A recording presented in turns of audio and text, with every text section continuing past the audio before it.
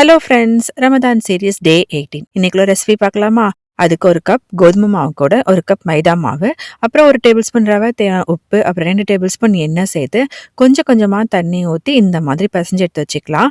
அப்புறமா ஒரு பேன்ல எண்ணெய் ஊற்றிட்டு அதில் சோம்பு, அப்புறம் வெங்காயம், பச்சை மிளகாய், மல்லி இலையை சாப் பண்ணி சேர்த்துருக்கேன். அடுத்து அது கூடவே மட்டன் கீமா, தேவையான உப்பு, மஞ்சத்தூள், கரம் மசாலா, சோம்புத்தூள், சில்லி பவுடர், மிளகுத்தூள், கொஞ்சமா கறி பவுடரும் சேர்த்து நல்லா மிக்ஸ் பண்ணிட்டு அப்புறமா கூட இஞ்சி பூண்டு பேஸ்ட்டும் சேர்த்து மிக்ஸ் பண்ணி ஒரு 20 மினிட்ஸ்க்கு க்ளோஸ் பண்ணிடலாம்.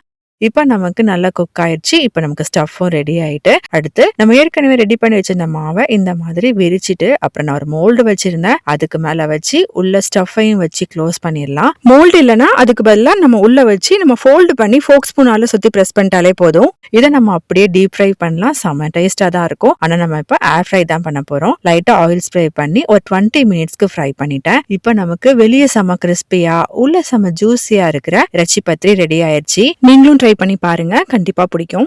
டீ காஃபிக்கெல்லாம் வச்சு சாப்பிடும் போது இன்னும் சூப்பரா இருக்கும். இதே மாதிரி இன்னும் ரெசிபி தெரிஞ்சுக்கிட்ட லைக் பண்ணுங்க, ஷேர் பண்ணுங்க, சப்ஸ்கிரைப் பண்ணுங்க. பாய்.